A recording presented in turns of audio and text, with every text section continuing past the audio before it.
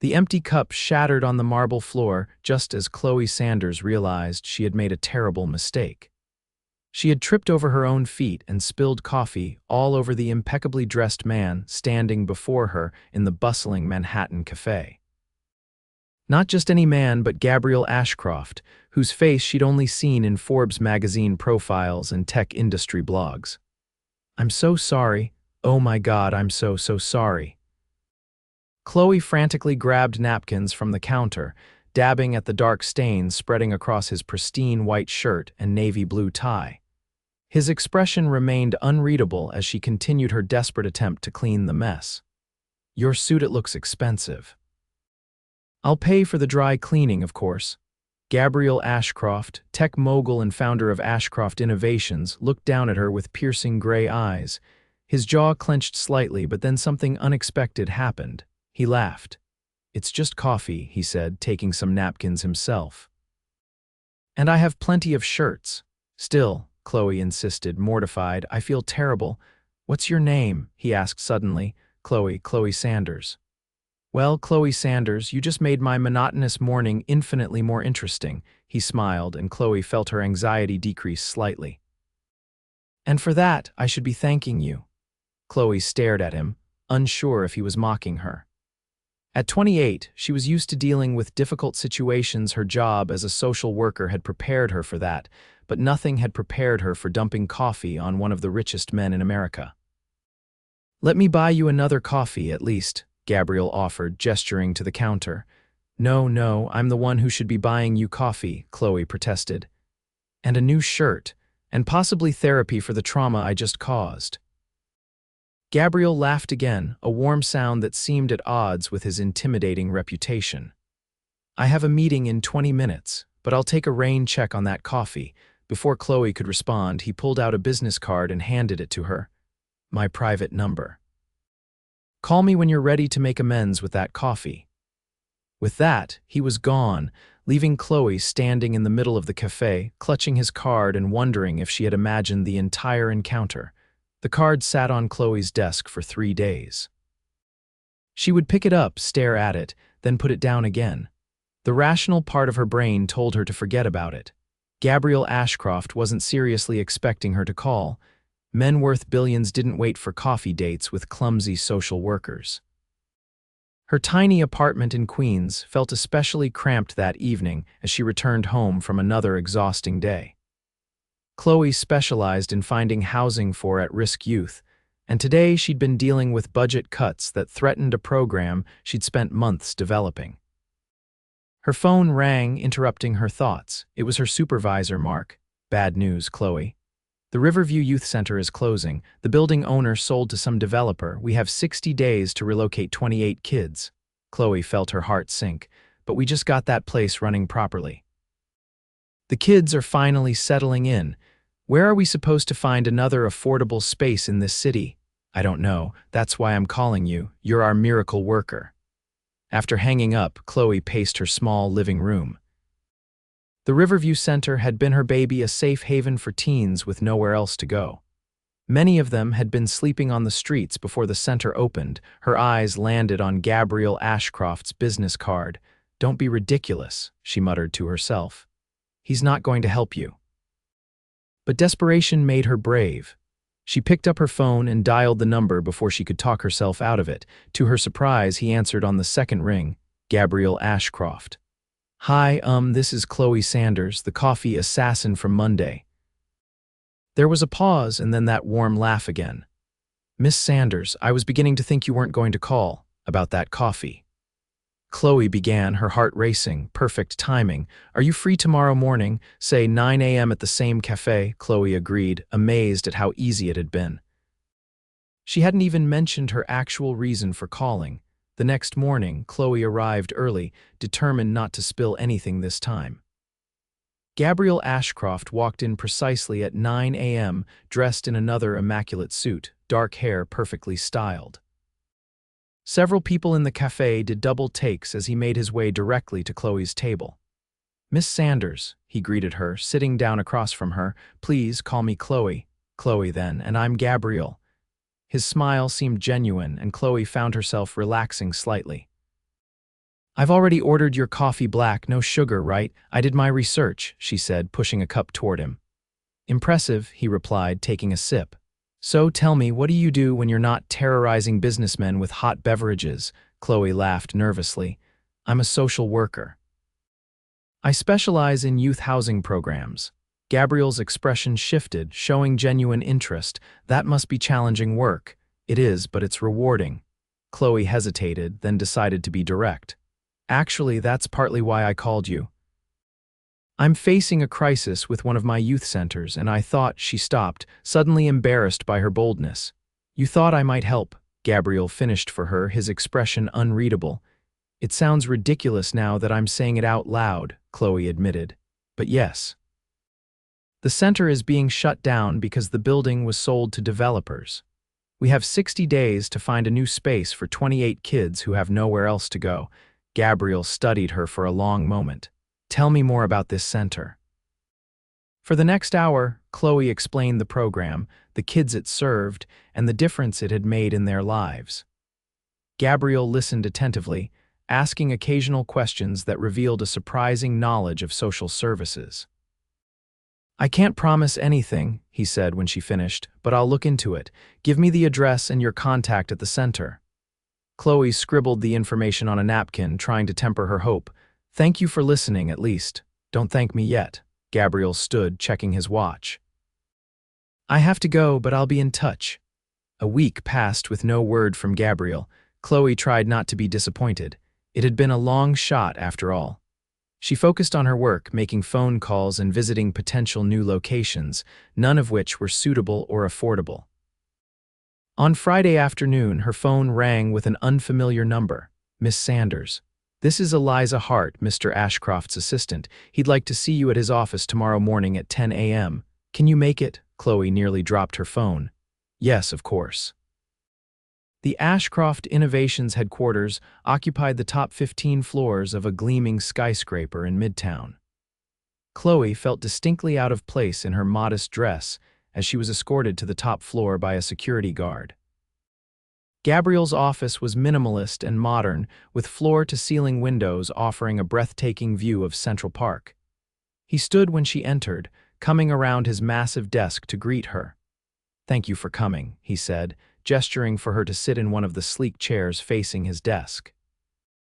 I was surprised to get the call, Chloe admitted.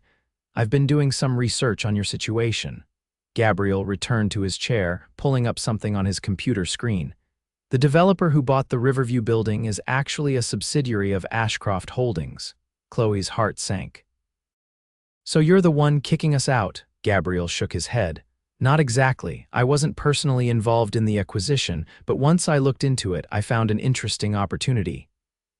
He turned his screen toward her, showing blueprints for what looked like a modern apartment complex. What am I looking at? Chloe asked. My company owns another property 6 blocks from Riverview. It was slated for development as luxury apartments, but I'm proposing a change of plans. The first 3 floors could be converted into a youth center twice the size of your current facility with affordable housing units above for graduates of your program. Chloe stared at him in disbelief. Are you serious? Completely. I've already spoken with my board. The building's being donated to your organization, along with an endowment to cover operating costs for the first 5 years. Tears welled in Chloe's eyes. I don't know what to say. You can say you'll help design the space, Gabriel replied. I want it to be exactly what those kids need. For the next month, Chloe found herself working closely with Gabriel and his team of architects. She was impressed by his genuine interest in the project and his sharp understanding of the challenges faced by homeless youth. My father died when I was 16, Gabriel explained one evening as they were reviewing plans together in his office, takeout containers scattered between them. If not for a scholarship program, I might have ended up in a very different situation. Chloe looked at him with new understanding. Is that why you're helping us? Partly, he admitted. And partly because I was impressed by your passion that day in the café. Not many people would have the courage to ask a stranger for help the way you did. As the weeks passed, Chloe began to see beyond Gabriel's public persona. The media portrayed him as ruthless and cold, but she discovered a man with deep empathy and a quiet determination to make a difference. She also couldn't deny her growing attraction to him, though she tried to keep their relationship professional. The day before the Riverview Center was set to close, Gabriel surprised Chloe by taking her to see the progress at the new building. "We're ahead of schedule," he said as they walked through the construction site. "The kids will only need temporary housing for 3 weeks, not the 2 months we originally thought." Chloe marveled at the space taking shape around them. "This is beyond anything I could have imagined. You've saved these kids' futures, Gabriel." "We did it together," he corrected her. "Your insights made this possible." As they stood side by side looking out the windows of what would become the center's common area, Gabriel turned to her. "There's something I need to tell you, Chloe." His serious tone made her nervous. "What is it? Working with you these past weeks has been illuminating.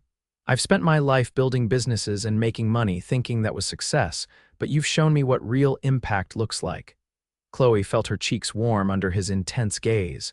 "I'm just doing my job." "No, you're doing much more than that. You're changing lives." He took a deep breath, including mine. Before Chloe could process what was happening, Gabriel had closed the distance between them, his hand gently touching her face. "I know this complicates things, but I can't pretend anymore. I'm falling for you, Chloe Sanders." The kiss that followed was gentle but electric, sending shivers down Chloe's spine. When they finally pulled apart, she was breathless. "This is probably a terrible idea," she whispered. "You're Gabriel Ashcroft, and I'm just—" "Don't," he interrupted. "Don't diminish yourself. You're extraordinary, Chloe, and I'm just a man who spilled coffee on his shirt and got lucky." Their relationship developed quietly over the next few months. Gabriel was careful to keep their personal connections separate from the youth center project, which proceeded rapidly. Chloe was surprised to discover how normal it felt to be with him, despite his wealth and status. They enjoyed simple pleasures, cooking dinner together in her tiny apartment, walking through Central Park on Sunday mornings, discussing books and ideas late into the night. But there were challenges too. When news of their relationship eventually leaked to the press, Chloe found herself thrust into an unwelcome spotlight. Paparazzi followed her to work, and tabloids speculated about her motives for dating one of the country's wealthiest bachelors. "They're calling me a gold digger," she told Gabriel one night, showing him the latest headline on her phone. "Let them talk," he said dismissively. "We know the truth." But Chloe couldn't help feeling uncomfortable with the scrutiny. She had always lived a private life, and the sudden attention was overwhelming. Worse, she worried it might affect her work and the respect of her colleagues. The grand opening of the New Horizon Youth Center arrived 6 months after Chloe and Gabriel's first coffee date. The facility was magnificent, bright, welcoming spaces designed specifically for the needs of homeless youth, with separate areas for education, recreation, counseling, and temporary housing. The upper floors contained 30 affordable apartments for program graduates transitioning to independence.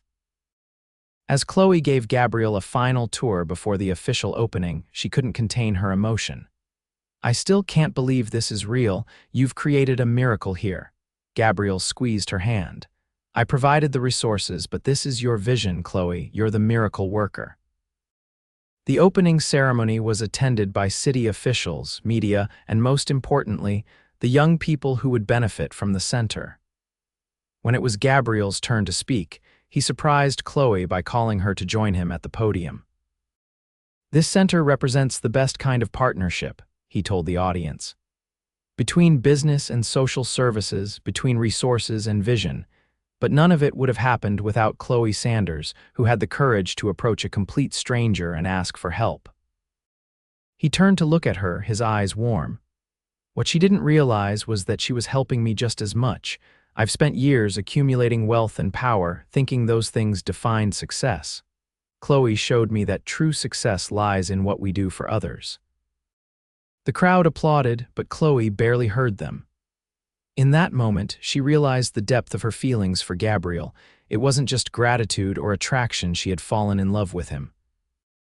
After the ceremony, as they watched the kids exploring their new home, Gabriel pulled Chloe aside to a quiet corner. "There's something I've been wanting to tell you," he said, suddenly looking nervous, an expression she rarely saw on his confident face. "What is it?" Chloe asked, concerned by his serious tone. "When we met, I was at a crossroads. My company was successful beyond my wildest dreams, but I felt empty. The morning you spilled coffee on me, I had just left a meeting with my board where I announced my intention to step back from daily operations." "You never told me that," Chloe said, surprised. "I was planning to travel, maybe start a foundation, try to find some meaning, but then you literally crashed into my life." He smiled at the memory. "And when you told me about your work, about these kids who needed help, something clicked. I realized I didn't need to search for purpose, it was right there in front of me." Chloe felt tears welling in her eyes as Gabriel continued. "You thought I was saving your program, but the truth is, you saved me from a life of meaningless wealth." He took her hands in his. "You showed me how to use what I've built to make a real difference." "Gabriel, let me finish," he said gently. "These past months have been the happiest of my life, not because of any business success or acquisition, but because of you. Your compassion, your determination, your honesty, they've changed me in ways I never expected." He reached into his pocket and pulled out a small velvet box. Chloe's heart began to race as he dropped to one knee before her. "I know this might seem fast, but when you find the right person, you don't want to waste a single day." He opened the box to reveal a stunning yet tastefully simple diamond ring. "Chloe Sanders, will you marry me?" The world seemed to stop as Chloe looked into his hopeful eyes. Despite their different backgrounds, despite the complications, despite everything, she knew with absolute certainty what her answer was. "Yes," she whispered, tears now flowing freely. "Yes, Gabriel, I will." As he slipped the ring onto her finger, cheers erupted around them. They looked up to see they had an audience. The staff and youth from the center had gathered and witnessed the proposal. "I hope you don't mind," Gabriel said, nodding toward a teenage girl who was filming with her phone. "I wanted our family to be part of this moment." Chloe realized he meant the kids at the center, the ones they had worked so hard to help. And in that moment, she understood that their love story had created something much bigger than themselves. They were married 6 months later in a ceremony at the New Horizon Center, surrounded by friends, family, and the young people whose lives they had touched. Instead of gifts, they asked guests to donate to a fund that would create similar centers in other cities. On their first anniversary, Gabriel surprised Chloe with news that the Ashcroft Foundation had secured funding to open 5 more youth centers across the country, with Chloe as the executive director of the program. "Are you sure I'm qualified for this?" she asked, overwhelmed by the responsibility. "There's no one more qualified," Gabriel assured her. "You've been doing this work your whole career. I'm just providing the resources for you to do it on a larger scale." As they celebrated 3 years together, their family grew with the birth of their daughter, Emma. Chloe continued to lead the foundation's youth initiatives, while Gabriel focused on expanding the impact of his business ventures through sustainable and socially responsible investments. On a quiet evening, as they sat on the terrace of their home, modest by billionaire standards but perfectly suited to their needs, watching the sunset over the city, Chloe reflected on the journey that had brought them here. "Do you ever think about how differently things might have turned out if I hadn't spilled that coffee?" she asked, leaning against Gabriel's shoulder. He smiled, wrapping his arm around her. "I've thought about that many times. I was at a low point that day, feeling lost and purposeless despite all my success. That coffee spill was the best thing that ever happened to me. I was just trying to help those kids," Chloe said softly. "I had no idea you were struggling too." "That's the beauty of it," Gabriel replied, kissing the top of her head. "You thought you were helping me save the youth center, but you were actually saving me from myself, and in saving each other, we found something neither of us expected." "Love," Chloe said simply. "Love," Gabriel agreed. "And purpose and family." He gestured toward the monitor where their daughter slept peacefully in her crib. "Everything that truly matters." As night fell over the city, Chloe Sanders Ashcroft reflected on the strange and beautiful path that had led her here. From a chance encounter and a spilled coffee to a partnership that had changed countless lives, including their own. She had thought she was just asking for help for her kids, never imagining that the billionaire she approached would need her just as much as she needed him. "Thank you," she whispered to Gabriel. "For what?" he asked. "For showing me that sometimes the people we think need saving are actually saving us too." Gabriel smiled and pulled her closer. "That's the secret, isn't it? We're all just helping each other find our way home." In the years that followed, the Ashcroft Foundation expanded its youth programs nationwide, creating safe spaces for thousands of vulnerable young people.